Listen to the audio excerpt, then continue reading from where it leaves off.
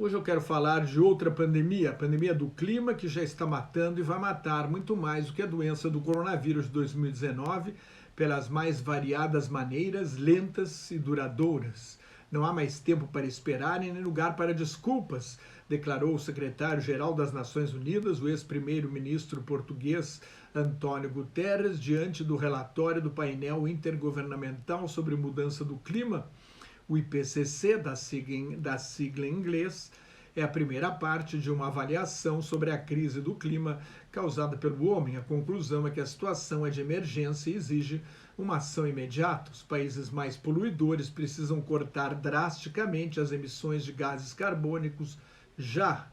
É a única maneira de evitar que o aquecimento global acima de 1,5 grau centígrado e meio, em relação à era pré-industrial, cause tragédias climáticas piores do que já estamos vendo, como os incêndios florestais que se repetem todos os anos na Califórnia, no sul da Europa e na Austrália. Os furacões e tornados, as secas e enchentes que são cada vez mais frequentes e mais violentas. As frentes frias tendem a ser menos, mas podem ser mais fortes, porque há um grande desequilíbrio do clima. Ao risco de derretimento das calotas polares e das geleiras, alagamento das áreas costeiras, acidificação dos oceanos e fome, adverte o IPCC, numa espécie de alerta vermelho. Todas as regiões do mundo são afetadas por um desequilíbrio sem precedentes no clima mundial, observa o IPCC, um órgão criado pelas Nações Unidas com mais de 200 cientistas, de mais de 150 países. Falta chuva no centro-sul do Brasil por causa do desmatamento na Amazônia, a grande máquina de fazer chuva, a chuva que cai no centro-sul do país, fundamental para o agronegócio, mas o atual governo brasileiro é negligente e conivente com a destruição da floresta, nosso maior patrimônio natural, e o setor agrícola é míope, complacente, oportunista e conivente.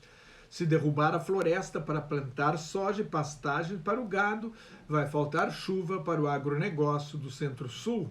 E não só os fazendeiros vão pagar o preço da inconsciência, os brasileiros já pagam mais caro pela conta de luz. As últimas 5 décadas foram as mais quentes em 2.000 anos. A mudança climática está acontecendo diante de nossos olhos e está se confirmando, comentou o climatólogo Robert Votard, um dos autores da primeira das 3 partes do 6º relatório de avaliação da crise do clima. Esta primeira parte é baseada em 14.000 artigos científicos. A vida existe na Terra por causa do efeito estufa. O calor do Sol esquenta a Terra e a atmosfera, o ar, retém parte do calor durante a noite, quando o Sol não bate sobre a Terra. Sem o efeito estufa, a temperatura média do planeta seria 16 graus negativos. Com o efeito estufa, a temperatura sobe para 16 graus positivos, favorável à vida. Mas os gases carbônicos, resultado da queima de combustíveis fósseis, como gás, carvão e petróleo, aquecem a atmosfera da Terra. E desde a Revolução Industrial, que começou na Inglaterra no século XVIII, e especialmente nas últimas décadas, quando a industrialização chegou ao mundo inteiro, aumentou a concentração de gás carbônico na atmosfera e aumentou muito recentemente. Desde 1850, calcula-se que a temperatura média do planeta subiu 1,1 grau centígrado. O Brasil já exerceu um papel de liderança. A questão do clima foi um dos grandes temas da Conferência das Nações Unidas sobre o Meio Ambiente e Desenvolvimento, a Rio 92, quando foi assinado o Acordo Quadro sobre Mudança do Clima, em 1997. Com base nesse acordo, foi aprovado o Protocolo de Quioto, pelo qual 37 países ricos comprometiam a reduzir as emissões de gases de efeito estufa até 2012 em 5% em comparação a 1990. O Congresso dos Estados Unidos nunca ratificou o Protocolo de Quioto, alegando que o país ficaria mal diante da concorrência da China, por exemplo. Desde a Rio 92, a anualmente Conferência das Partes do Acordo, na COP22, em 2015, foi fechado o Acordo de Paris sobre Mudança do Clima, o primeiro em que todos os países, com exceção da Síria, se comprometeram a adotar medidas para reduzir as emissões de gases poluentes. Mas as metas são voluntárias, cada país promete o que quiser e não existe qualquer sanção a quem não respeitar as próprias metas. O relatório deixa claro que será necessário muito mais. No ritmo de crescimento atual, a temperatura deve subir 4,4 graus até o fim do século. Se as emissões ficarem no nível atual, serão mais 2,7 graus. Se as emissões forem totalmente neutralizadas em 2050, se chegarmos ao carbono zero, a temperatura deve ficar de 1,5 a 2 graus acima da temperatura da era pré-industrial, mas a estufa está ligada, em qualquer das hipóteses, a temperatura vai continuar aumentando até a metade do século. Num mundo 4 graus mais quente, eventos climáticos que acontecem uma vez a cada 10 anos serão mais frequentes. 9 em cada 10 anos terão temperaturas extremas.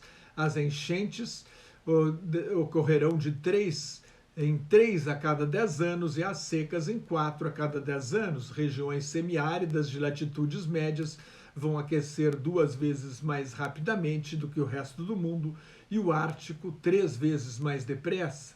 Pode haver anos sem gelo no Polo Norte. Se as calotas polares derreterem, os mares devem subir 2 metros até 2100 e 5 metros até 2150. A próxima Conferência das Partes será realizada de 1º a 12 de novembro em Glasgow, na Escócia. Se não forem adotadas ações mais enérgicas, o limite de 1,5% acima da temperatura média da era pré-industrial será atingido antes de 2040, 10 anos antes da expectativa anterior. Este é o desafio. É hora de acelerar a transição energética, de acabar com a energia gerada pela queima de carvão, de incentivar a energia solar, a energia dos ventos, o carro elétrico, de acabar com o desmatamento, de replantar as florestas, que são, junto com os mares, os grandes absorventes de gases carbônicos. A humanidade sabe o que fazer, mas precisa mudar os padrões de vida e os hábitos de consumo. Mais notas e comentários sobre política internacional no meu blog Globalização em Crise, onde estão os últimos números da pandemia, no meu Twitter e no Facebook, onde colaboro com o grupo Quarentena News. Cuide-se, fique em casa. Se não tiver nada muito importante a fazer na rua, use máscara e mantenha a distância de pelo menos 2 metros, se possível, de outras pessoas quando tiver de sair à rua. Higienize sempre as mãos. Não perca a oportunidade de tomar vacina e muito obrigado pela sua atenção.